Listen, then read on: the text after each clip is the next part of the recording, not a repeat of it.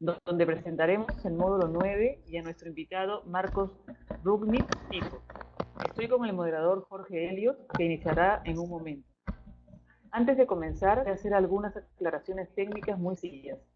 Para la exposición y comentarios del presentador, les pedimos un poco de paciencia, ya que Jorge tiene que dar el pase a la persona y el audio demora unos segundos en activarse.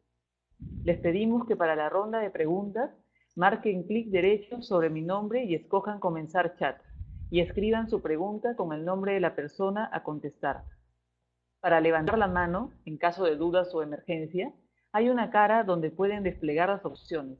En esta lista pueden ver la de levantar la mano para que se comuniquen conmigo en este caso. Bueno, ahorita doy pase a Jorge, quien dará la introducción. Bueno, buenos días con todos y todas miembros de esta comunidad de práctica.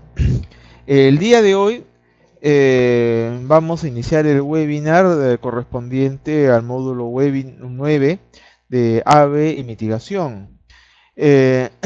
Sabemos por todos los módulos en que hemos ya participado que la adaptación al cambio climático es un tema muy vinculado a las consecuencias del cambio climático. Sin embargo, este tema tiene una clara relación con el tema de mitigación. En realidad, para muchos investigadores, adaptación y mitigación son la misma moneda, pero mientras que un lado es cara, el otro lado es sello. Es decir, es el mismo fenómeno, pero visto de dos formas y que tienen una interrelación importante porque uno causa el otro y viceversa. En esta ocasión, para ilustrarnos de este tema, hemos convocado a un especialista con experiencia en el ámbito latinoamericano en varios países de la región, tanto en Centroamérica como en Sudamérica. Se trata de Marcos Rubnik Pico. Él es brasilero, es ingeniero forestal de la Universidad de Sao Paulo y que ha tenido posgraduaciones en agroforestería en el CATI, en Costa Rica, y desarrolla investigaciones en temas relacionados a pagos por servicios ambientales, agroforestería para mitigación y adaptación a cambio climático en toda la región panamazónica, así como en países de Centroamérica y en África. En este periodo fue investigador en el Grupo de Cambio Global de CATIE, el Centro Agronómico de Investigación y Enseñanza de Costa Rica, en el Centro Mundial Agroforestal, el GRAF, así como en la consultora internacional Forest Trends. También ha desarrollado trabajos para organizaciones y cooperaciones internacionales, como el CIFOR, Biodiversity International, TNC, la WWF, ACA de Perú, IMAZON, la GIZ de Alemania, NORAD de Noruega, el PNUD-GEF, así como la Comunidad Europea. Sin más dilación del tiempo, vamos a dar pase a Janina y a Marcus. Marcus, ¿empezamos? Sí, gracias, Jorge. Creo que el principal lo que ha faltado en presentarme que soy, busco ser un productor forestal, agroforestal. No, para mí es lo más importante, más que el trabajo que vengo haciendo a nivel internacional, ¿no? Es tratar de hacer algunas cosas locales, ¿no? Y trabajar con las personas locales de mi comunidad. Jorge estuvo hablando de que la adaptación y la mitigación son la misma moneda, ¿no? De las dos caras de la misma moneda. Y en realidad a veces uno utiliza un lado de la moneda. Los políticos, por ejemplo, a ellos es preferible trabajar el tema de adaptación porque le da mayor visibilidad, pero hay una importancia muy clara de trabajar en la mitigación, tratando de minimizar o evitar que sea necesario hacer la adaptación. A las preguntas que me han solicitado son esas que están mirando en la pantalla. Es importante decir que yo no voy a entrar en discusión durante la presentación. en hablar sobre las evidencias y los métodos relacionados al cambio climático, ¿no? A la medición del cambio climático, porque entiendo que ese tema ya fue tratado, así como hablar también de los escenarios futuros y cuáles son las relaciones. Pero de una forma o de otra, eso es un tema paralelo a lo que voy a estar explicando, ¿no? Y ahí estoy poniendo una fórmula de cómo se mide el IPCC, sugiere cómo medir la vulnerabilidad, ¿no? Que es la accesibilidad, menos la adaptación, tanto autónoma como planeada, y escogí poner esa fórmula en este primer momento para decir que la importancia del ser humano, ¿no? Sentir, agir, actuar como de alguna forma para disminuir esa vulnerabilidad, ¿no?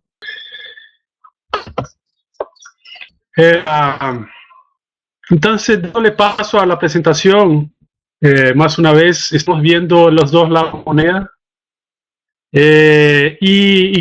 Y antes de hablar del tema de mitigación propiamente dicho, quisiera introducir a modo de ejemplo un proyecto que he coordinado en Perú, en la región andina de Perú y en la área amazónica, perdón, la área andina de Ecuador y la región amazónica de Perú, relacionado a la adaptación al cambio climático. Ese fue uno de los primeros proyectos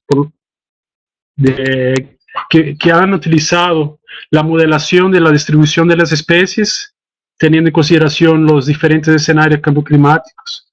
Y fue un aprendizaje muy importante, ¿no? Y fue un proyecto que al final, como resultado, tuvo que transmitir la metodología a otras personas en esos países para que pudieran ser replicado.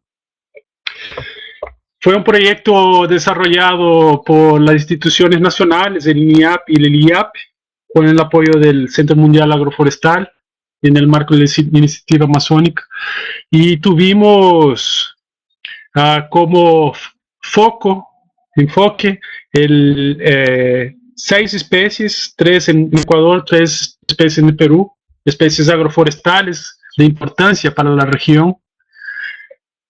Y no puedo adentrarme en este momento en explicar toda la metodología, pero quiero dar algunos detalles de la metodología que están muy relacionados a lo que voy a estar hablando, a la mitigación luego enseguida. Y también a entender las implicaciones de desarrollar proyectos de mensuración de adaptación, del potencial de adaptación, y cómo se puede dar respuesta a eso. Un dato importante es decir cuál fue el programa utilizado. El programa utilizado fue lo que se llama Maxent, que calcula o estima la máxima entropía de las especies, así decir, dónde la probabilidad de la especie ocurrir, ¿no? Lo que llamamos nicho ecológico, ¿no? Del potencial de la presencia de esas especies.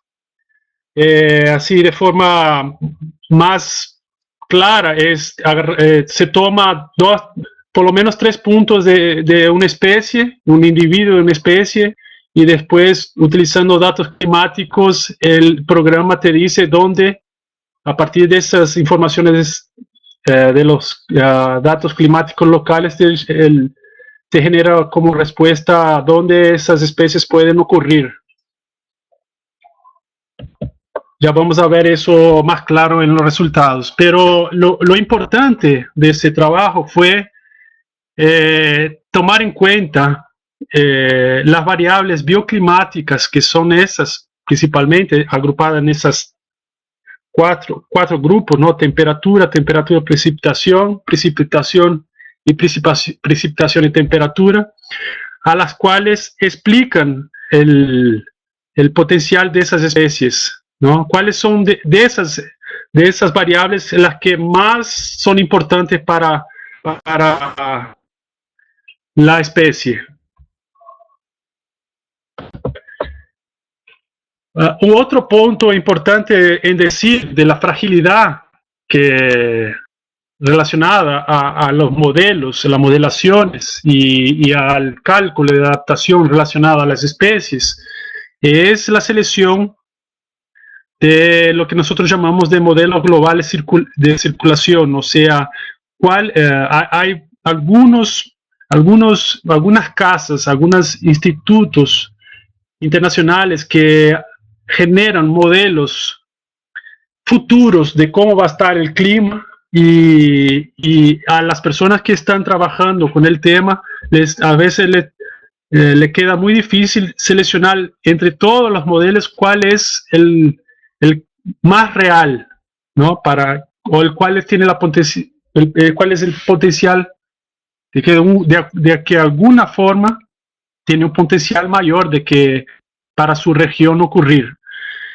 Esos modelos son generados en función a los escenarios, los diferentes escenarios. Nosotros en ese trabajo optamos por dos modelos, un canadiense y un inglés.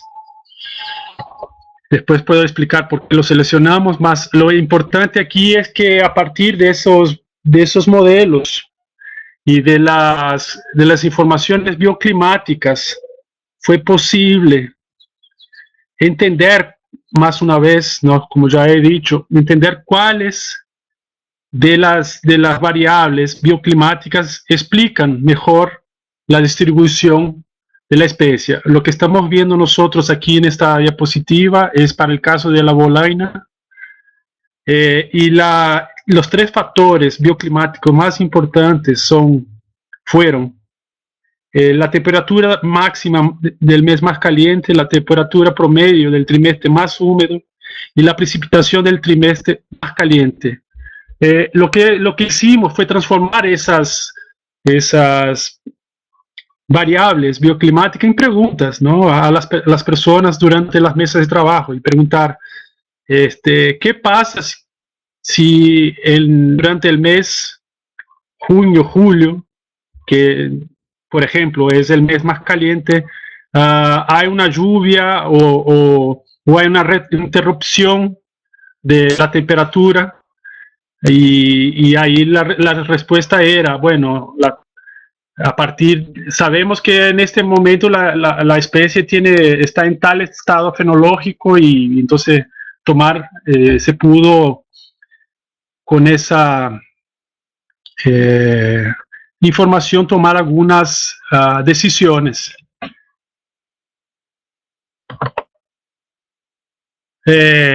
Teniendo todos esos modelos, ¿no? Utilizando el software, las variables bioclimáticas, se pudo generar la distribución, la potencial distribución de la especie para la región presente, ¿no? Con la información presente. Luego utilizamos datos edafológicos de los suelos para poder generar mapas más correctos, ¿no? Porque las especies, la distribución de la especie no es solo explicada por el clima, más también por las condiciones del suelo. Y luego hicimos, al lado derecho pueden ver algunas proyecciones para 2050 teniendo los modelos de circulación global como he presentado. Todo eso que he estado explicando es para poder explicar, que pueda entender con un poco más de detalles los resultados. Aquí lo que vemos para los resultados para el caso peruano, que fue una modelación que se hizo para una cuenca que se llama Cuenca del Río Aguatía. Lo que nos ha demostrado es que las proyecciones futuras comparadas a las proyecciones presentes, tanto para la bolaina como para la capirona, en el futuro se va a ver una pérdida de las variables bioclimáticas ideales para esas especies. O sea, las condiciones futuras no van a ser tan adecuadas como son actualmente o como eran en 2008. Y ahí pueden ver las proporciones de pérdidas.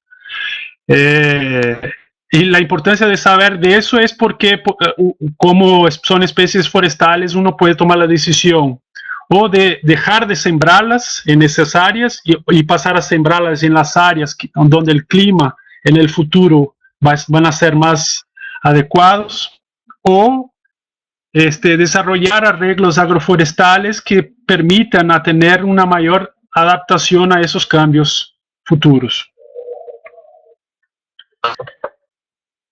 Pero lo importante también es destacar que no todas las especies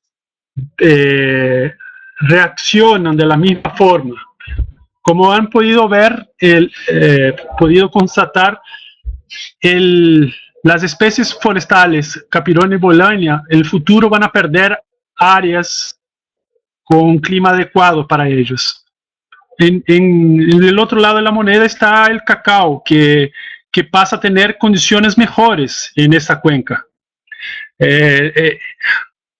Lo que podemos entender de eso es que no basta hablar de adaptación o de cambio climático como igual a todas las personas o a todas la vegetación y los animales, ¿no? A unos ese cambio climático viene a a perjudicar su comportamiento, a otras especies eso viene a ser favorable, y es en este caso el cacao.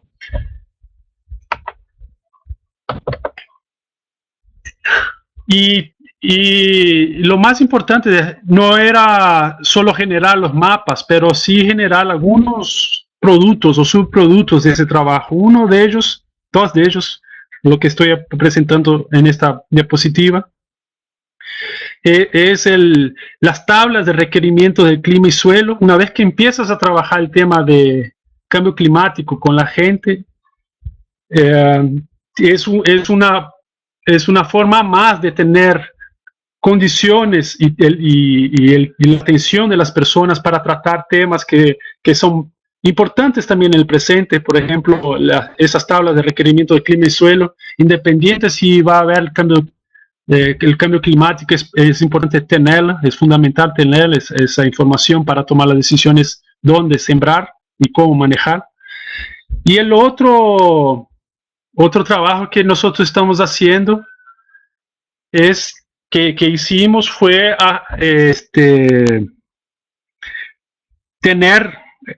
teniendo en consideración esas especies, buscar los arreglos agroforestales y sus consecuencias.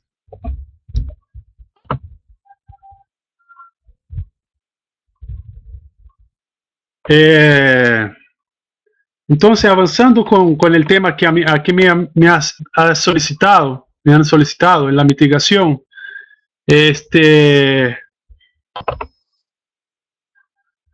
importante destacar que la población humana sigue creciendo y con su crecimiento están las presiones a los bienes y servicios ambientales y ecosistémicos.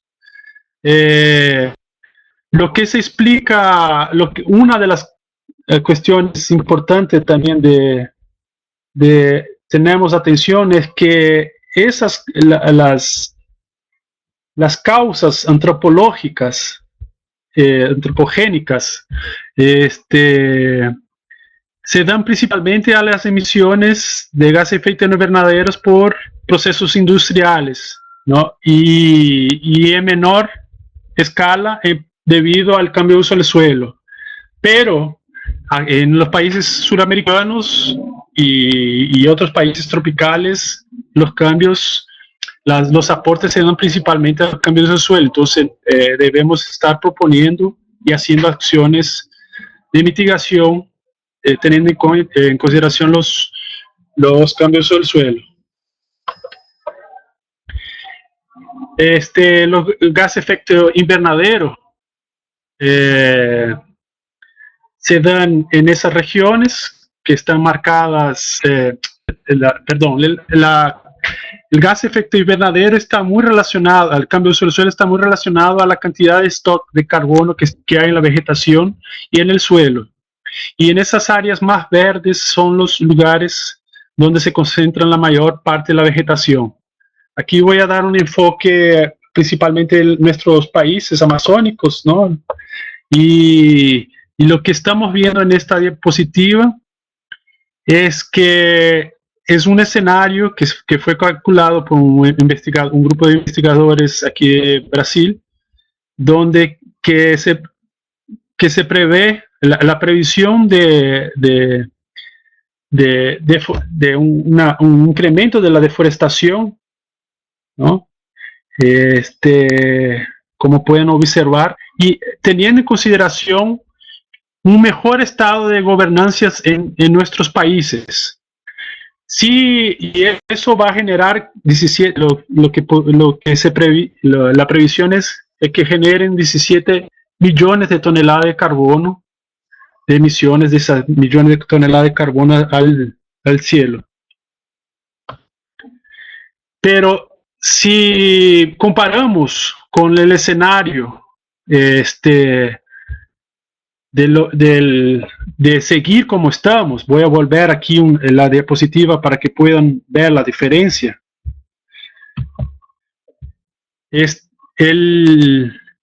La previsión es que las emisiones sean el doble de tener, comparado a tener una buena gobernanza. Y es una emisión que nos preocupa a todos.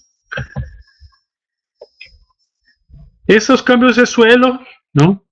Lo que hacen es, de una forma y de otra, es presionar a los fragmentos forestales y otros tipos de ecosistemas naturales. Y lo que tenemos que tomar en consideración en toda esta presentación y nuestras discusiones de adaptación y de mitigación es que no podemos solo hablar de carbono, ¿no? Del secuestro y almacenamiento del carbono. Hay otros servicios ecosistémicos que están vinculados a esas áreas, esos ecosistemas, ¿no? Naturales o no naturales, que son también importantes para la calidad, la vida de la humana y la buena calidad que nos provienen. Lo que nosotros sabemos hoy, tenemos cada vez más claro que la participación cuál es la participación de cuando se da cada tipo de cambio de uso del suelo, ¿no? Y qué tipo de elementos químicos son colocados en el aire, ¿no? Entonces vemos ahí el óxido nitroso, que principalmente viene de las fertilizaciones incorrectas, el metano que viene derivado a la producción ganadera y a la producción de arroz. Y gran parte del dióxido de carbono viene, propiamente dicho, del proceso de tumba y quema, ¿no? Pero lo que uno no sabe es cómo todo eso está influyendo en el clima de el clima regional, porque una cosa es la discusión que se está comprobando es el aporte de esos gases al calentamiento global, pero cómo perjudican o no el clima regional es que nos estamos dando cuenta. Los países amazónicos, eso no se da tanto a los países centroamericanos, porque los centroamericanos tienen una mayor influencia del océano en las precipitaciones de la lluvia que los países amazónicos por la distancia, propiamente dicha a los océanos. Pero los países amazónicos tienen así una influencia muy fuerte de, la, de nosotros llamamos de compuestos orgánicos volátiles para la formación de las lluvias. ¿Y qué son esos compuestos orgánicos volátiles? Son lo que nosotros llamamos así comúnmente de los olores de los bosques. Uno cuando entra a un bosque y siente un olor, está sintiendo todos los químicos que son exudados por las plantas. Esos químicos ya están siendo comprobados que son importantes para la propia formación de las lluvias, ¿no? Entonces, esos químicos junto con lo que nosotros llamamos núcleos biogénicos de condensación las nubes, que son los polvos, son los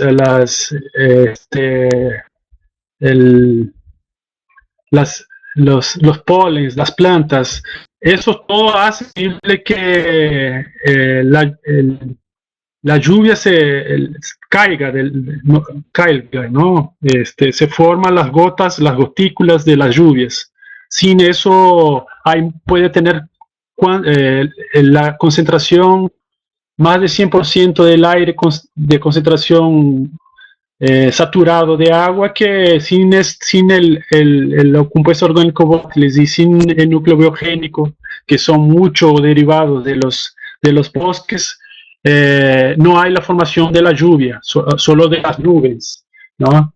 Esa es una forma de explicar el proceso de formación de las lluvias, ¿no? La otra es cuando las temperaturas en el cielo son muy bajas y eso hace también fuerza la condensación, ¿no? Más una vez estoy explicando todos esos detalles de la importancia de los bosques para que nos demos cuenta, ¿no? De que sin esos bosques vamos a estar sufriendo no solo el calentamiento global, pero también lo que ya estamos nos deparando con los cambios de las lluvias en las regiones.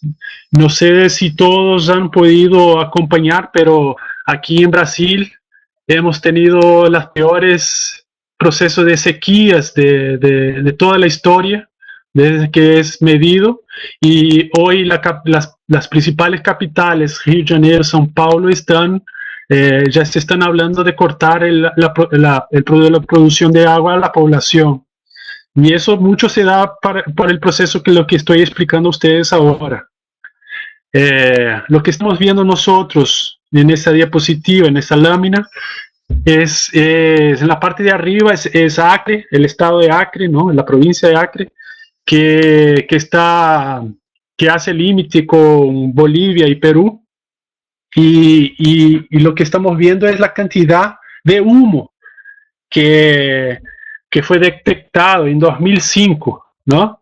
Es un humo que lo que trabajamos nosotros, damos un ejemplo básico, un bosque intacto, más o menos, dependiendo del tipo de bosque, tiene 150 toneladas de carbono estocado en su biomasa. Cuando eso cuando se quema esa biomasa, ese carbono, al juntarse con el oxígeno, por su equivalencia, llega a tener, se transforma en 550 toneladas de carbono que son emitidas de dióxido de carbono. Un punto importante, dando secuencia a lo que vengo explicando, es que cuando quemas un bosque, una plantación forestal, agroforestal, dejas de producir los compuestos orgánicos volátiles y pasas a tener muchas partículas de aerosoles y de los polvos, ¿no? Del smog. Ese smog, por su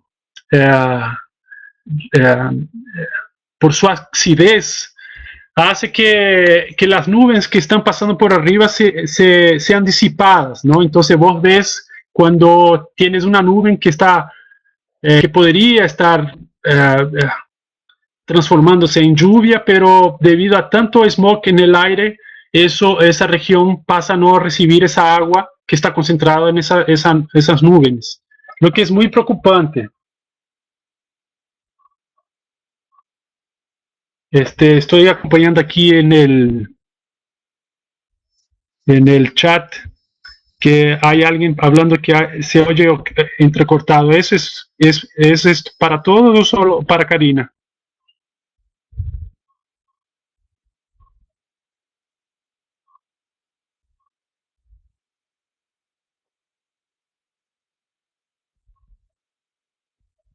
Gracias por avisar que en Perú se oye bien. Voy a seguir entonces. Rafael también, gracias. Luego, en común acuerdo con el moderador, voy a volver a las preguntas. Voy a terminar la presentación y vuelvo a las preguntas. Entonces, retomando lo que estaba diciendo, la presencia del smoke y del humo en el aire hace que no llueva en las regiones, ¿no? Eso cuando no hay tanta humedad en la atmósfera, pero cuando hay mucha humedad concentrada en la atmósfera, lo que pasa es un efecto todavía peor, a mi punto de vista, ¿no? Que hay las formaciones de lo que nosotros llamamos de las nubes, llamadas cumulonimbus, que son esas nubes que alcanzan 12, 13, 14 kilómetros de altitud. Y hay dos problemas con eso. El primero es que las lluvias son torrenciales, muy fuertes y destruyen casas y plantaciones y entre otras cosas, ¿no? La segunda es que por alcanzar alturas muy altas, ellas agarran los vientos que están arriba y son llevadas para afuera de la región. Entonces toda el agua que debería estar cayendo de una forma más suave en una región, por la formación de esas cumulonimbus, ellas salen de la región, o sea, exportando el agua, infelizmente. Y aquí podemos ver un poco el problema de eso todo, ¿no? En la parte de arriba vemos en los puntos rojos, son los puntos de calor, los focos de calor, o sea, donde hubo incendios, ¿no? Y por lo que nosotros llamamos de eventos alisios, todo ese humo baja para la región sur del Suramérica y se concentra en Bolivia, Paraguay, sur de Brasil, Argentina, ¿no? Como podemos ver en la imagen al lado, ¿no? De 2004. Entonces, lo que estoy tratando de decir es, a veces tenemos los incendios forestales, los cambios de los suelos en una región muy alejada de donde esos humos se concentran, y por haber esa concentración de ese smog, de ese humo, no llueve en la región.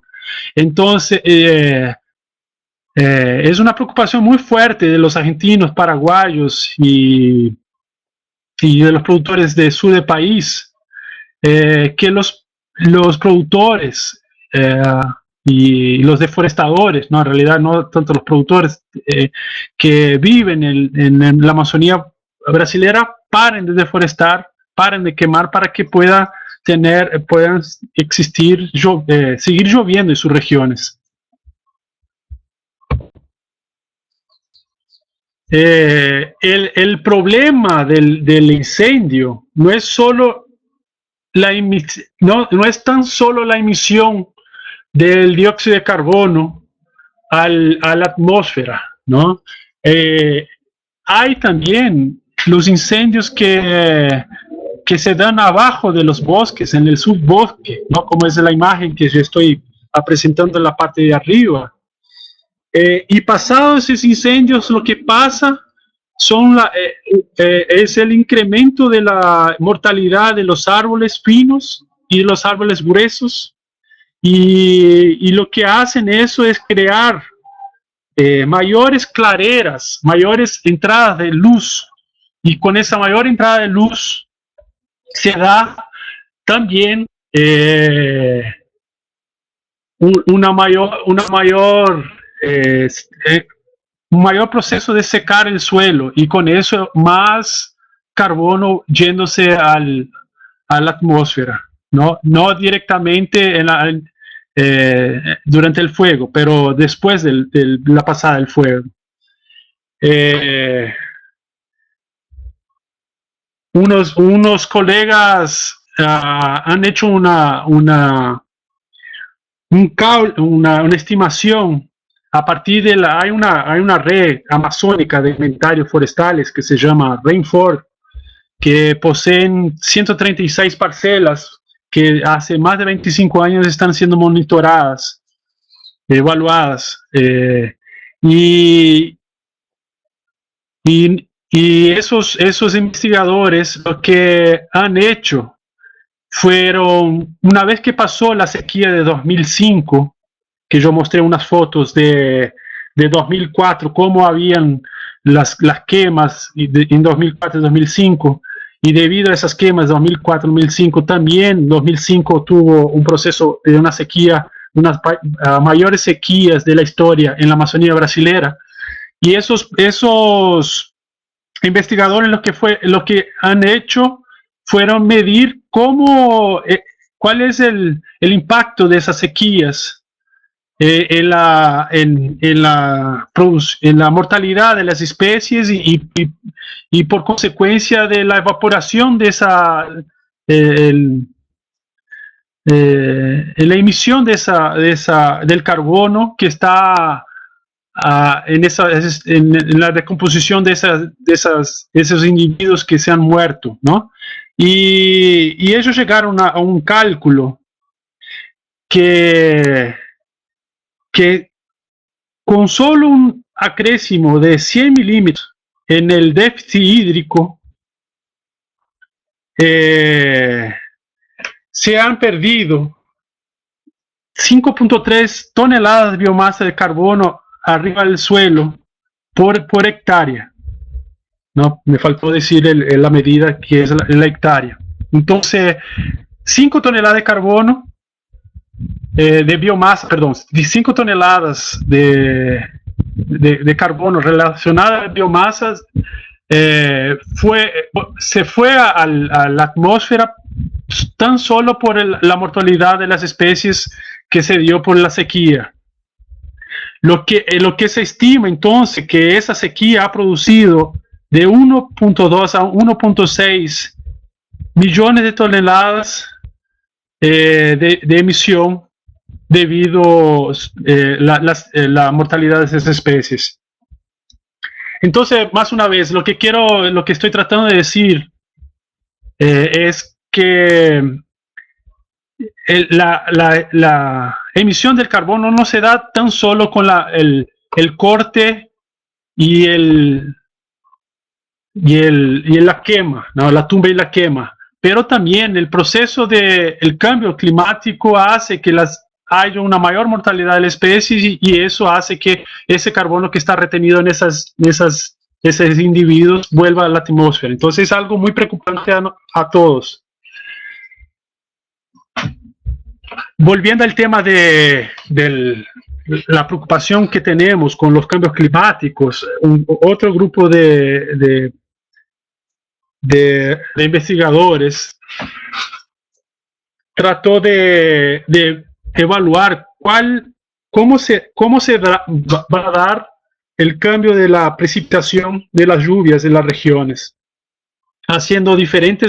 comparando diferentes escenarios. El escenario control era cómo era el clima en 92. El segundo escenario es la deforestación que se tiene hoy en la Amazonía brasilera. El tercer escenario es cómo debe estar la deforestación en la Amazonía brasilera. Y el cuarto escenario, que yo no lo pongo ahí, pongo como censurado, es qué pasaría si toda la Amazonía fuera deforestada, ¿no? Ahí lo que ven, ¿no? En la parte de abajo son que los círculos rojos es lo que se estima tener como promedio el promedio anual de la diferencia de la precipitación en milímetros por día. O sea, cuánto menos va a llover a cada día de forma promedio en las regiones. Así, lo que podemos constatar es que algunas regiones va a pasar a llover más, pero en la gran mayoría, cuanto más la deforestación, más va a haber una reducción de la precipitación. Y más una vez, esa reducción de esa precipitación hace la mortalidad, favorece la mortalidad de las especies, que favorece la emisión del carbono y la reducción de los compuestos orgánicos volátiles, y que favorece cada vez más acentuando todo el problema, ¿no? Es como si fuera un ciclo vicioso, ¿no? Esa diapositiva muestra lo que estoy hablando de una forma más macro, ¿no? Son los cálculos, el monitoreo de las precipitaciones, de las medias de las precipitaciones y de la distribución de las precipitaciones a lo largo de los años, y lo que se está viendo es que algunas regiones de 1900 a 2005 es que en algunas regiones hay un incremento de la precipitación y en otras regiones hay una disminución. Lo que puedo decir en este momento es, ya tenemos, y tratando de rescatar el por qué hice la presentación del proyecto de adaptación que he coordinado, es que ya tenemos una problemática de que es difícil identificar cómo va a resultar la adaptación y cuáles son las formas de manejo que tenemos que tener para cada especie. Luego, eso queda más confuso, más difícil de entender, porque en cada región hay una respuesta distinta a ese cambio climático. Entonces, es difícil, hasta para mí, que vengo trabajando el tema, es para eso, a personas, cuanto más a personas que ya saben el tema. Peor es explicar a personas que no están involucradas en el tema, decir que el grado de complejidad que se da debido a todo eso. Y creo que va a quedar más claro con esta diapositiva. Lo que estamos mirando ahí son dos regiones de Brasil, una en Acre, que es el lado izquierdo, y otra en Goiás, que es el centro de Brasil. En las dos regiones llueve la misma cantidad al año, entre 1650 y 1850, pero la distribución de esa cantidad de lluvia es distinta una de la otra. Goiânia, ¿no? Goiás tiene un intervalo mayor de periodo de sequía, o sea, tiene de 4 a 5 meses que solo llueve 100 milímetros. Ahora en Porto Velho, que en realidad yo la identifiqué de forma equivocada, pero en Porto Velho, ese periodo solo se extiende 3 meses, y a pesar de ser la misma cantidad de lluvia,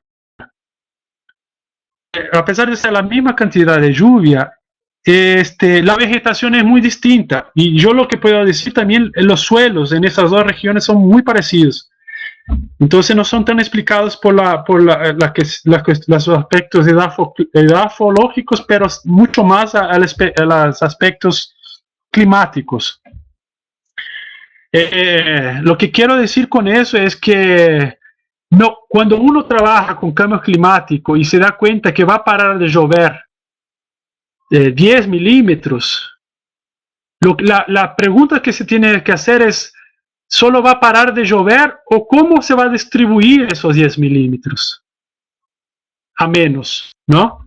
Y son cosas que tenemos que tomar en consideración cuando estamos hablando de adaptación y también de mitigación, porque son son cuestiones que tenemos que considerar tanto presente como futuro para tomar la decisión de qué especies vamos a utilizar reforestal o qué tipo de manejo forestal o agroforestal que tenemos que hacer.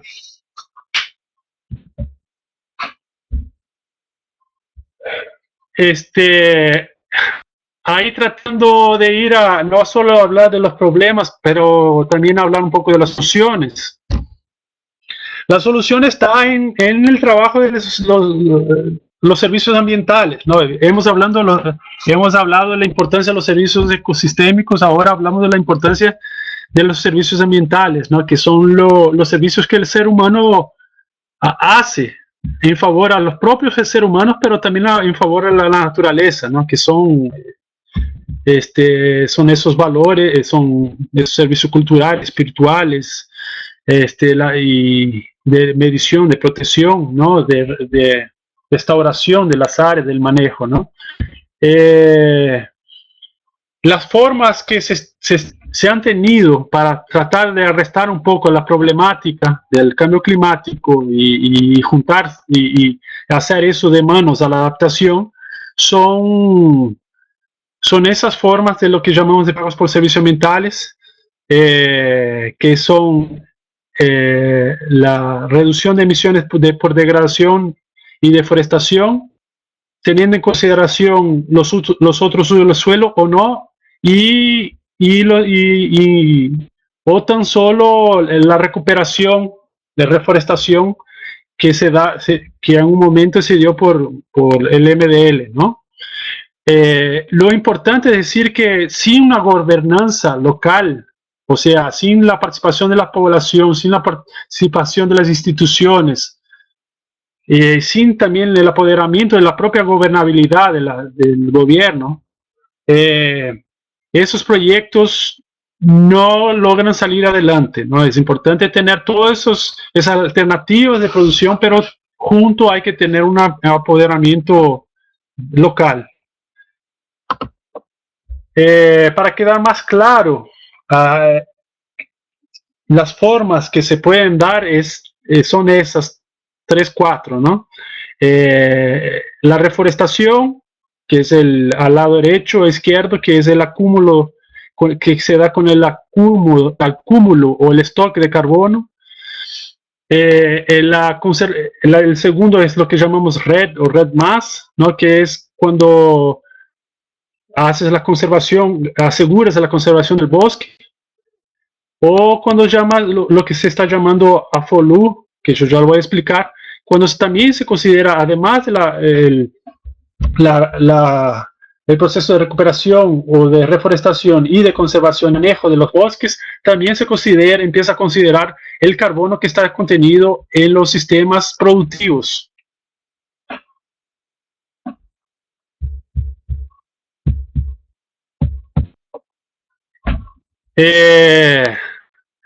Esa diapositiva le puse para que puedan entender la importancia de tomar en consideración lo que llamamos impacto, el manejo de impacto reducido, ¿no? O tratar de sacar madera o otros productos forestales o no forestales del bosque, pero teniendo cuidado de mantener el bosque, ¿no? Lo que se ve ahí en la primera columna en azul, es la cantidad de biomasa que está viva en las hojas y ramas y el fuste de un árbol, ¿no? Y en la parte roja es lo que está muerto, la hojarasca, ¿no? La segunda columna es cuando se hace una intervención moderada, sacando 35 metros cúbicos por hectárea, o sea, 6 árboles por hectárea. La comparación al lado, en la columna del centro, es sacando 63 metros cúbicos, o sea, 10 árboles por hectárea. O sea, la cantidad de stock de carbono en el bosque sigue el mismo, solo que la relación entre biomasa viva y biomasa muerta es distinta. Las otras dos es cuando haces una intervención quemando el bosque o hace una intervención más fuerte. Eso nos da así, información, es un ejemplo, un estudio que nos da información cómo, hasta qué punto podemos estar interviniendo en un bosque pensando que al mismo tiempo nos pueda proveer de madera, de bienes ambientales, pero también que podamos asegurar el servicios ecosistemas de esos bosques. Lo que estaba diciendo ustedes, lo que se está llamando AFOLU, o en portugués, en español, perdón, se llama usos de la tierra, cambio de usos del suelo y silvicultura, donde se busca contabilizar todos los carbonos que están en esos componentes. Lo que puse ahí como a carácter de ejemplo es una tabla mostrando que otros usos del suelo tienen carbono y cada vez más la gente está contabilizando esos carbonos para tener una ecuación de cuál es la pérdida o la ganancia de usar un tipo de sistema productivo o no, ¿no? Entonces, es un poco eso lo que se está haciendo cada vez más. Para mí es muy natural. Antes, primero se habló solo de MDR, porque algunos países hablaban que en aquel momento los países no estaban preparados para recibir red. Luego se habló de red. A un pocos años atrás se estaba hablando red más, donde se también considera la degradación y el manejo productivo, como recién expliqué. Y para mí, una evolución natural es llegar a esto, lo que estamos hablando ahora, de contabilizar todos los usos, la relación de todos los usos del suelo, del stock de carbono que está en todos los usos del suelo contemplados en una región, en una propiedad. Para eso yo creo que pasa a evoluir los proyectos de carbono. Es importante decir que ya hay bastantes ejemplos de proyectos de carbono. Ese es uno de ellos que está ubicado ahí en la región de Ucayali, en Perú, que hace un manejo forestal mixto, ¿no? Utilizando todas esas especies. También puedo dar como ejemplo un sistema silvopastoril, ¿no? Que es un tipo de sistema agroforestal aquí de la región noroeste de Brasil, en Mato Grosso, que es un proyecto desarrollado por una empresa automovilística, ¿no? De la Peugeot, que también están buscando neutralizar sus emisiones de carbono. Y una de las preguntas que siempre nos hacemos es si hay suficientes experiencias para poder buscar hacer esas recuperaciones y esos manejos. Aquí estoy poniendo también como un ejemplo de una recopilación hecha por un colega de trabajo en 2006, mostrando los diferentes tipos de arreglos espaciales y de componentes de especies forestales que se tienen en la Amazonía, y de ahí se puede partir para tomar algunas decisiones de qué tipo de especies utilizar y desarrollar, ¿no? Finalmente, para concluir, decir que aquí en Brasil vengo trabajando bastante con lo que llamo sector privado, ¿no? Las empresas y entre otros, que están cada vez más preocupadas en hacer calcular la huella de carbono. Después, algunas están haciendo, a partir del cálculo de la huella de carbono, están haciendo la neutralización del carbono de sus producciones. Y algunas de ellas están haciendo esas neutralizaciones, no a partir de iniciativas de pagos por servicios ambientales de carbono, con los propios fornecedores y productores que hacen el fornecimiento de sus productos básicos para la realización. Yo creo que esta es mi última diapositiva y digo que una cosa importante en el momento de hacer las mitigaciones, proyectos de carbono y teniendo en consideración los otros sistemas, servicios ecosistémicos, es que para todos tenemos que tener una idea clara de dónde se puede desarrollar esos proyectos, porque en algunas regiones lo que llamamos de costo de oportunidad no son favorables y ahí tenemos que buscar regiones donde los costos de oportunidades son favorables para esos tipos de proyectos.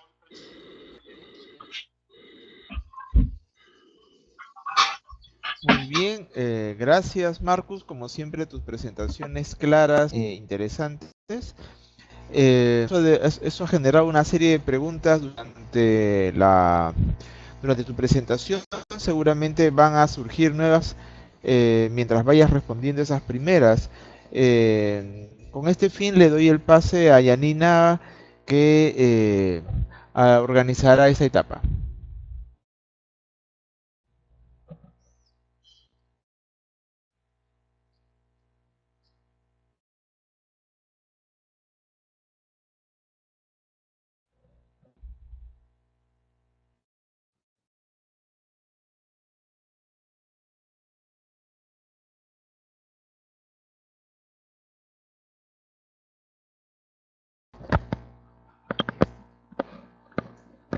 Jorge, se ha dicho que no se escucha. Yo también no escuché, se cortó. Entiendo que se están dando paso para que Janina coloque todas las preguntas en la pantalla. Sí, pero podría avanzar con una primera pregunta que fue la primera y es bastante, digamos, de tipo teórica, ¿no? Es sobre la fórmula, no la fórmula, sino la metodología de cálculo o de escenarios futuros con el uso de Maxent. Entonces Rocío Gonzalo estaba preguntando qué variables son necesarias y cómo selecciona las variables de Maxent. Gracias, Jorge, y gracias, Rocío, por la pregunta. Bueno, déjame solo decir una cosa. Yo pido disculpas a todos porque, como no sé si todo quedó claro a todos, yo me encuentro en Brasil y me está costando un poco hablar el español y encontrar las palabras correctas. Y a veces doy muchas vueltas para decir unas cosas muy simples. En fin. Es parte de mi limitación y pido disculpas a todos. El tema del Maxent lo que hace es un programa abierto donde vos estableces todas las variables que identifique que es apropiada, ¿no? Para tu, por ejemplo, si tienes mapas de calitativos, ¿no? Con variables calitativas o cuantitativas de suelo, podés colocar eso como para que el programa te lo considere también. Yo estuve hablando que nosotros utilizamos las variables climáticas, ¿no? Relacionadas a temperatura y precipitación a partir de la información que tenemos para la región. Una cosa muy importante decir es que normalmente la información sobre temperatura y precipitación, principalmente para la región amazónica, es muy pobre. Como saben, tenemos muy pocas redes de captación de información. Se están incrementando bastante a poco tiempo atrás, pero todavía falta tener datos más seguros.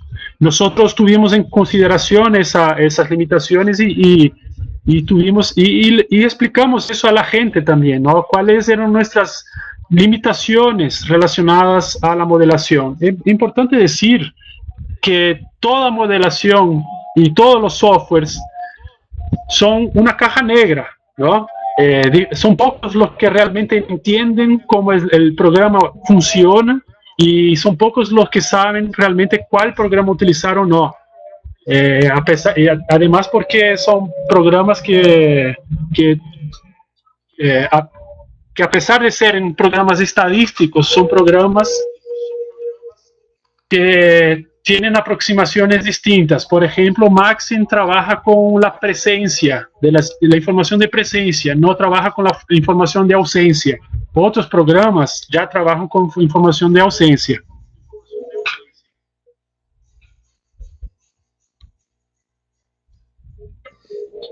Tenemos una siguiente pregunta, Marcus, que, bueno, hay varios comentarios sobre Maxent ahorita. Perdón, Jorge. Bueno, dicen cuál es la página web donde se puede descargar, me indican, ¿no? Y si existe algún algún manual de uso del Maxent. Sí, yo tengo el manual y lo que puedo hacer es pasarlo a Janina y a Jorge, y que yo entiendo que todos los participantes están registrados, ¿no? Cuando ingresan y registran su correo, ¿no? Pero en realidad ahora estoy mirando la pregunta aquí y también lleva en consideraciones preguntas sobre variables socioeconómicas. Yo lo que a que me referí en la respuesta estaba mucho más a variables físicas, climáticas, ¿no? Sí. Cierto. Sí. Lo que se hace normalmente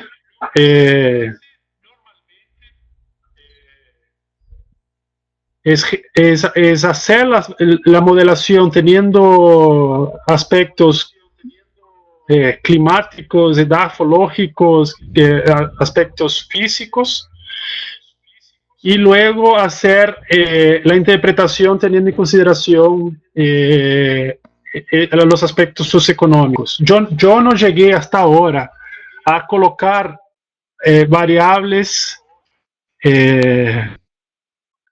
sociales y económicas como un atributo a ser modelado.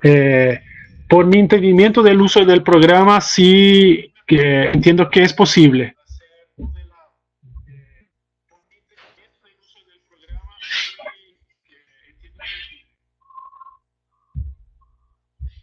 Correcto. Bueno, ya podríamos pasar a otra pregunta, ¿no? ¿Sí? Sí, claro. Bueno, hubo una segunda pregunta que hablaba está en letra grande en la pizarra. Dice, cuando hablamos, bueno, en realidad está preguntando cómo se diferencia, es un tema conceptual también, ¿no? El tema servicios ambientales de servicios ecosistémicos, de pregunta Les Saavedra. Sí, yo estuve hablando un poco sobre eso durante la presentación de forma separada, ¿no?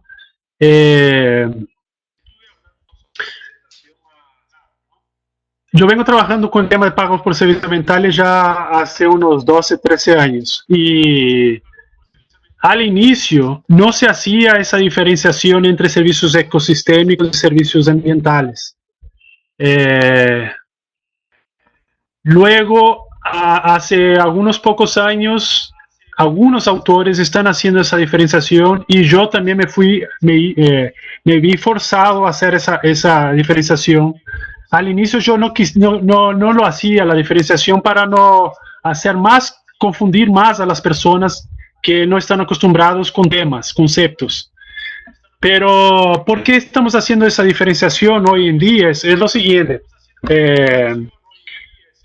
Yo trabajo voy a dar un ejemplo, ¿no? Yo trabajo con algunos grupos indígenas aquí en Brasil, y esos grupos se ven así, no se ven muy favorables en que los bosques, que son parte de su cultura, de su vivir, tengan un valor, ¿no? Y entonces yo acostumbro a hablar a esas personas es lo siguiente, cuando se está haciendo un pago, se está haciendo en función a la dificultad y el trabajo que ellos tienen en seguir conservando esos bosques, y a la educación ambiental y al buen vivir. No estar y eso sería, ese trabajo eso es el servicio ambiental. Ese servicio ambiental lo que hace es permitir que los bosques sigan proviendo para la humanidad el servicio ecosistémico. Entonces, el bosque produce el servicio ecosistémico y el ser humano produce el servicio ambiental que permite la recuperación o la conservación de los bosques, que por su vez proviene a nosotros los servicios ecosistémicos.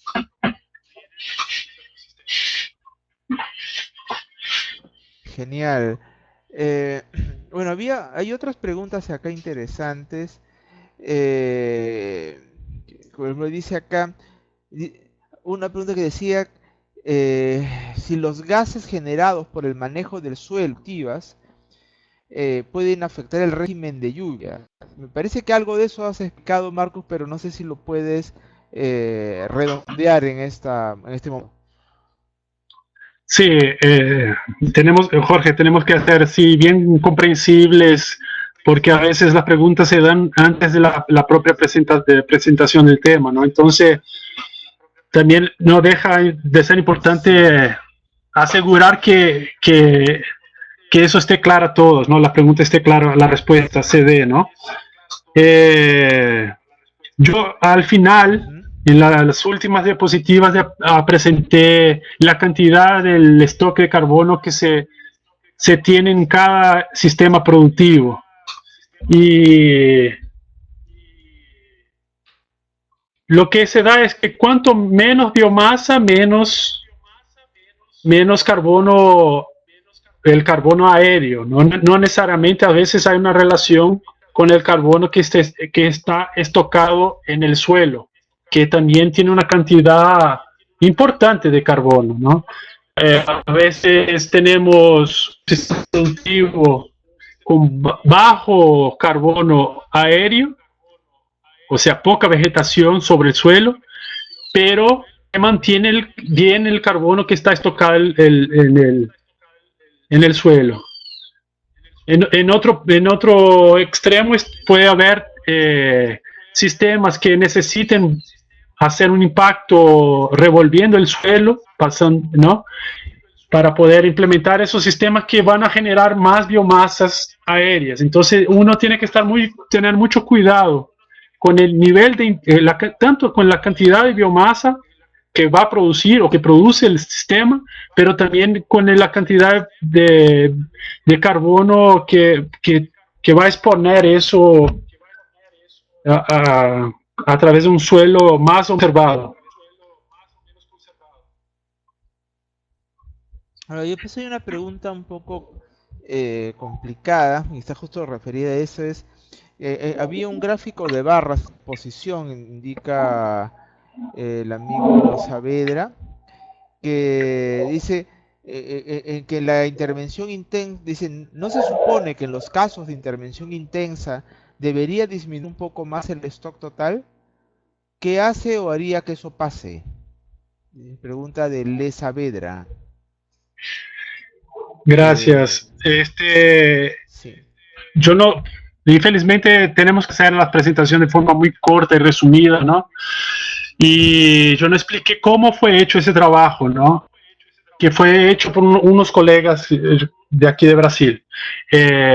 Esos colegas trabajan en una empresa forestal, trabajaban con una empresa forestal y empezaron a hacer mediciones relacionadas a los impactos que tenían las diferentes formas de hacer la exploración de la madera. Entonces nosotros no estamos hablando de una deforestación total, cuando él se refiere que a la posibilidad de haber menos carbono y intervenciones más, más fuertes, es que para aquel caso las intervenciones no eran tan fuertes como las que se dan normalmente cuando no se tratan de esas forestales, ¿no? La práctica común en Brasil y también en otras partes amazónicas de los otros países es conectar una correa muy gruesa entre dos tractores y arrastrar todo, arrancar toda la vegetación, ¿no? Eso sí hace un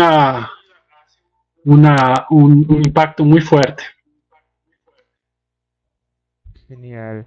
Eh, bueno, Iván Lares, que hizo la pregunta sobre régimen de lluvia, sobre uso de suelo, indica que la pregunta iba más referida, y me parece que él está refiriéndose a cuando hablabas del tema de los núcleos biogénicos de nubes, en Condensación. los cuales la condensación, cuando hablabas del tema de que el cambio de uso del suelo afecta el régimen de lluvias y la generación de esos núcleos biogénicos, eh, si solo eso o también el tema del manejo del suelo puede afectar el régimen de lluvia. Sí, hay que tomar mucho cuidado también con la información de la forma como presento, ¿no? Más una vez por las prisas, a veces no paso la información de forma correcta. Nosotros, por ejemplo, estamos también muy afectados por efectos naturales como la niña y el niño, ¿no? Que hace a veces cambiar todo eso es lo que he explicado para periodos cuando no se dan la niña y el niño, ¿no? Es algo que tenemos que tomar en consideración. Pero el fact es que cuanto menos vegetación, menos cantidad de compuestos orgánicos volátiles vamos a tener en el aire, ¿no? Porque no son todas las especies que tienen, exudan esos químicos, ¿no? Y los químicos son distintos para cada tipo de especie. Bueno, okay. Pero una cosa importante que tenemos que tomar en consideración es que yo me estoy refiriendo a los compuestos orgánicos volátiles, que nosotros también sudamos, ¿no? Cuando sudamos y nos olemos, estamos sudando esos compuestos orgánicos volátiles. Cuando exponemos el suelo, cuando hacemos el proceso de deforestación y tenemos un suelo expuesto, eso de una forma o de otra puede aumentar la cantidad de polvo en el aire que son los compuestos, los biogénicos. Entonces, son dos cosas importantes, son tres cosas importantes, son cuatro cosas importantes. La temperatura del aire, la cantidad de compuestos orgánicos volátiles, la cantidad de núcleos biogénicos y la cantidad de humedad para darse las lluvias. Si tenés más o menos uno o otro, eso va a ser la diferencia para a la conformación de la lluvia o no. Gracias, Marcus. Hay una última pregunta de Marcia que es bien interesante. Dice, está referida a gobernanza.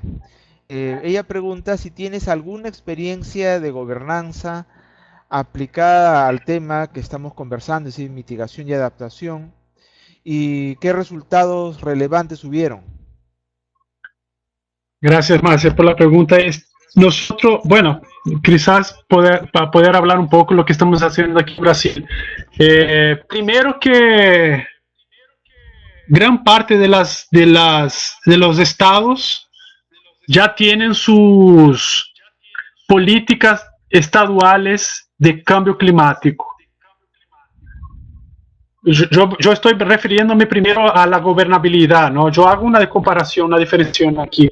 No sé si todos manejan el tema y si todos manejan el tema de la misma forma. Para mí, la gobernabilidad son las acciones del gobierno y la gobernanza son las acciones de la población y de las instituciones que fortalecen la gobernabilidad, ¿no? Vienen a fortalecer. Pero déjame dirigirme primero sobre la gobernabilidad, porque de una forma o de otra, para llegar a tener hoy esas leyes estaduales de cambio climático, seguramente estuvo por detrás muchas instituciones, muchas personas que no son del gobierno, que hicieron posible eso, ¿no? Entonces hoy tenemos casi mitad de los estados con políticas estaduales departamentales, ¿no? De cambio climático. Tenemos como 8 estados, departamentos que tienen políticas estaduales de pagos por servicios ambientales. Tenemos más de 50 municipios con políticas municipales de cambio climático, perdón, de pagos por servicios ambientales, que la gran mayoría fue y lo que yo estoy diciendo todo eso porque todo eso viene en sentido a los programas nacionales. Tenemos un programas nacionales de deforestación y programas regionales de deforestación. Entonces hay varios programas que vienen a juntarse con, con esos procesos regionales. Y lo que estamos haciendo, para que tengan una idea, yo estoy en exacto momento elaborando un manual para enseñar a los gestores de los gobiernos municipales y estaduales de cómo escribir leyes de pagos por servicios ambientales, ¿no?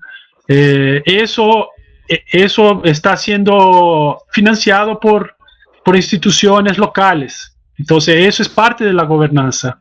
Y yo no sé si, y puedo darle algunos otros ejemplos, pero no sé si eso está claro para Marcio o no, si es suficiente para Marcio o no. Bueno, gracias, Marcos. Ha sido excelente tu presentación, también la participación de la gente de la comunidad de práctica, el intercambio que seguramente va a seguir en la comunidad, en nuestro día a día. Han quedado algunas preguntas, pero bueno, ya tiempo también nos gana. Y bueno, tenemos una semana más para seguir con este tema, pasar al siguiente tema a partir del 13, en que Juan Torres estará moderándonos el tema de adaptación en base a ecosistemas y financiamiento. Bueno, por nuestra parte, muchas gracias. Algunos detalles, Sando, gracias también a Carolina Ollague, que ha estado pasando una serie de conexiones en relación a cómo dejar el Maxen. También ahí, bueno, ya en el día a día de la comunidad práctica también les pasaré el enlace al WorldClim, donde pueden obtener una de data, información mundial, para que puedan hacer correr el WorldClim en la mayoría de los casos, porque sabemos que no obtenemos, no tenemos en nuestras estaciones locales la mayoría de la data. Y bueno, y podemos seguir también conversando sobre temas como las variables a seguir. No solo es temperatura y precipitación. Marcus nos hablaba en el caso de Brasil, como el número de días de sequía era la variable más importante, o el número de días de lluvia, que podría verse de una forma al revés, ¿no? Y que eso nos cambia el ecosistema de acuerdo a cómo se vayan desarrollando las variables. Les Saber dice que quisiera hacer llegar a las preguntas. Bueno, las haremos llegar de todas maneras, amigos de la comunidad, y las compartiremos también dentro de lo que es la comunidad de práctica, porque sabemos que siempre nuestro amigo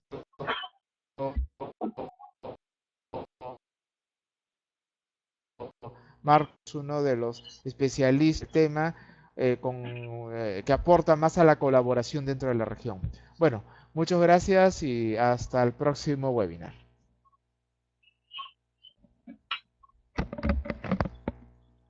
Gracias, Jorge.